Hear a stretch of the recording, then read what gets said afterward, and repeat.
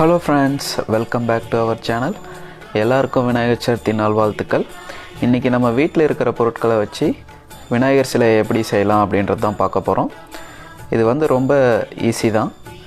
இப்போ வாங்க நம்ம வீடியோக்குள்ளே போகலாம்.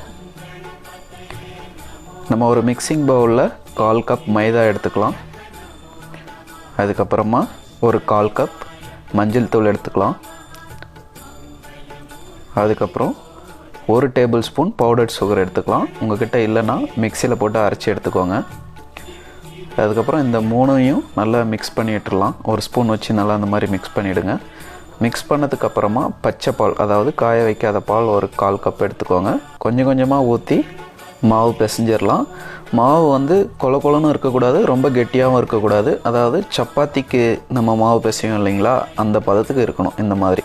அதுக்கப்புறம் 15 நிமிஷம் ஊற விட்டுடலாம். ஊறினதுக்கப்புறம் நம்ம மாவில் இந்த சைஸில் ஒரு பால் செஞ்சிடலாம்.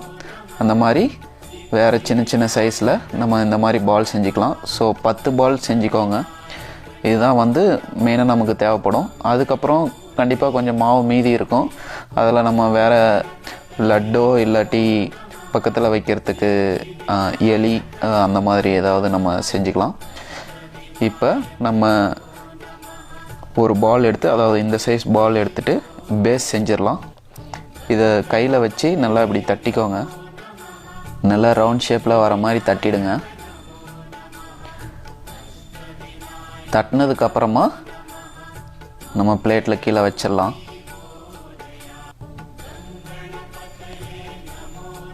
இப்போ நம்ம அடுத்தது பெரிய சைஸ் பால் எடுத்துக்கலாம்.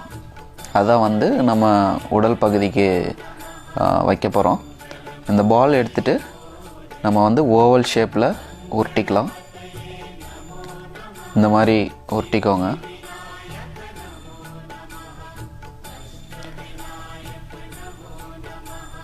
உருட்டினதுக்கப்புறம் சைடில் லைட்டாக இப்படி அழுத்தி விட்டுக்கோங்க. அதுக்கப்புறம் நம்ம இப்போ ஆல்ரெடி தட்டி வச்சுருக்க பேஸ் மேலே நம்ம இந்த உருண்டியை வச்சிடலாம். கொஞ்சம் ஓரமாக வச்சுக்கோங்க. இந்த மாதிரி வச்சதுக்கப்புறம் நம்ம பின்னாடி இருக்கிற மாவு பேஸோடு ஒட்டுற மாதிரி இப்படி நல்லா அழுத்தி சேர்த்து விட்டுடலாம். இப்போ இன்னொரு பால் எடுத்து நம்ம கால் செஞ்சிடலாம். இதில் கால் பகுதி செய்கிறதுக்காக இது இந்த உருண்டை. இந்த மாதிரி உருட்டினதுக்கப்புறம் நம்ம முன்னாடி இப்படி அழுத்தி மேலே இப்படி திருப்பி விட்டுடலாம். அதே மாதிரி அதே சைஸ் உள்ள இன்னொரு பாலை எடுத்து நம்ம இன்னொரு காலும் செஞ்சிடலாம்.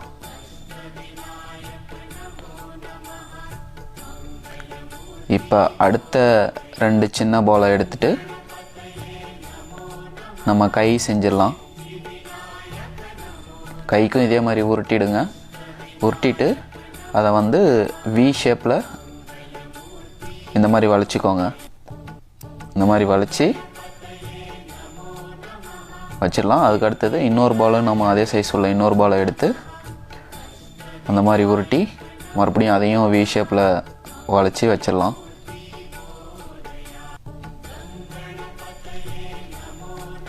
இப்போ நம்ம கால் எடுத்து ஒட்டிடலாம். அந்த மாதிரி சைடில் வச்சு நல்லா அழுத்தி விட்டுருங்க. உங்களுக்கு ஒட்டலை அப்படின்னா பாலோ தண்ணியோ தடவி நல்லா இந்த மாதிரி அழுத்தி விட்டுருங்க. உடல் பகுதியோடு ஒட்டுற மாதிரி மாவு இந்த மாதிரி அழுத்தி விட்டுருங்க. இப்போ இன்னொரு காலும் எடுத்து ரைட் சைடில் வச்சு நம்ம நல்லா அழுத்தி விட்டுடலாம்.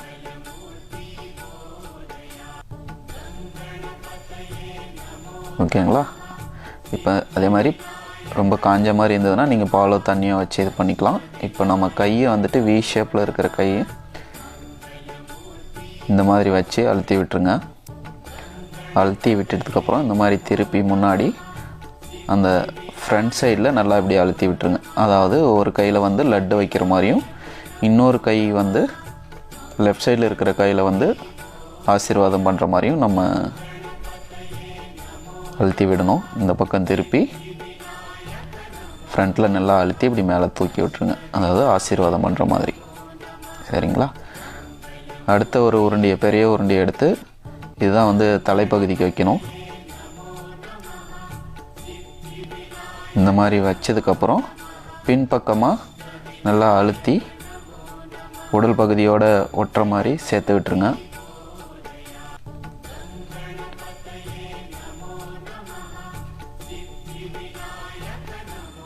இப்போ நம்ம இன்னொரு சின்ன உருண்டையாக எடுத்து நல்லா பட்டையாக தட்டிக்கலாம். இது வந்து காது பகுதிக்கான உருண்டை. இந்த மாதிரி நல்லா தட்டி வச்சுருங்க. அதே மாதிரி அதே சைஸ் உள்ள இன்னொரு உருண்டையும் எடுத்து நம்ம தட்டிடலாம்.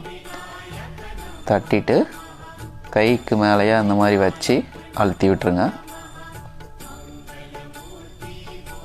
அதே மாதிரி 2 சைடும் வச்சு அழுத்தி விட்டுருங்க. இப்போ நம்ம காது ரெடி பண்ணிட்டோம். அடுத்தது இன்னொரு ஃபைனலாக இருக்கிற உருண்டையை எடுத்து நம்ம தும்பிக்கைக்கு யூஸ் பண்ண போகிறோம். இந்த மாதிரி ஒரு சைடு வந்து நல்லா ஷார்ப்பாக இருக்கிற மாதிரி உருட்டி இந்த மாதிரி வச்சு அழுத்தி விட்டுருங்க.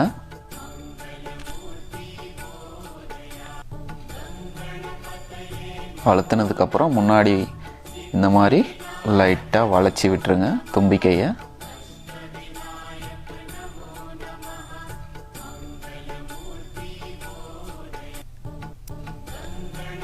இப்போ இந்த மாதிரி வளைச்சி விட்டுருங்க. அதுக்கப்புறமா நம்ம கண்ணுக்கு என்ன பண்ணலாம் அப்படின்னா, மிளகு எடுத்துக்கோங்க. அதாவது 2 மிளகு எடுத்துக்கோங்க. இந்த மாதிரி வச்சு அழுத்தி விட்டுருங்க 2 சைடும்.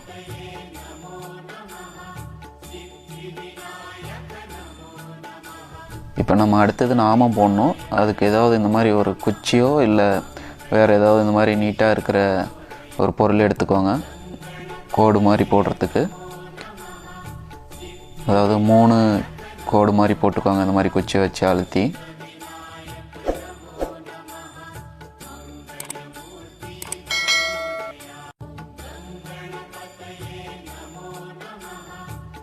இப்போ நம்ம 3 கோடு போட்டோம்.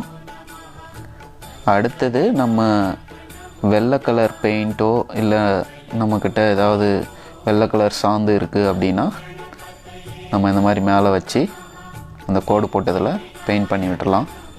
அதுக்கப்புறம் சிவப்பு கலரில் நம்ம பொட்டு வச்சு விட்டுடலாம். இப்போ நம்ம சிவப்பு கலர் பொட்டு வச்சிட்டோம். அடுத்தது நம்ம யானைக்கு வந்து தந்தம் ரெடி பண்ணோம். அது எப்படின்னு பார்த்தீங்கன்னா, டூத் ஸ்டிக்கோ இல்லை வெள்ளை கலரில் இருக்கிற ஏதாவது ஒரு ஸ்டிக்கு கட் பண்ணி இந்த மாதிரி நம்ம வச்சிடலாம். ஒரு சைடு வந்து நீட்டாக வச்சுருங்க, இன்னொரு சைடு வந்து கொஞ்சம் சின்னதாக இருக்கிற மாதிரி கட் பண்ணி வச்சுக்கோங்க. இந்த அளவுக்கு வச்சுக்கோங்க. இப்போ நம்ம கிட்ட இருக்கிற மீதம் உள்ள மாவில் இந்த மாதிரி சின்னதாக உருண்டை பிடிச்சி லட்டு மாதிரி விநாயகர் கையில் வச்சிடலாம். அடுத்தது நம்ம கிரீடம் செய்யணும். இந்த மாதிரி சின்னதாக இருக்கிற மீதி இருக்கிற மாவில் வந்து தட்டி இந்த மாதிரி மேலே வச்சுருங்க. அதுக்கு அடுத்தது அதோட சின்னதாக இன்னொரு சைஸில் வைங்க இந்த மாதிரி. அதுக்கப்புறம் கொஞ்சமாக மாவு எடுத்து இந்த மாதிரி வச்சுருங்க. அதுக்கப்புறம் ஃப்ரண்ட்டில் ரவுண்டாக பட்டையாக தட்டி இந்த மாதிரி ஒட்டி விட்டுருங்க. அதுக்கப்புறம் இன்னொரு சின்ன உருண்டியாக எடுத்து அந்த இதில் ஒட்டி விட்டுருங்க. அவ்வளோதான். இப்போ வந்து நமக்கு கிரீடம் ரெடி ஆகிடுச்சு.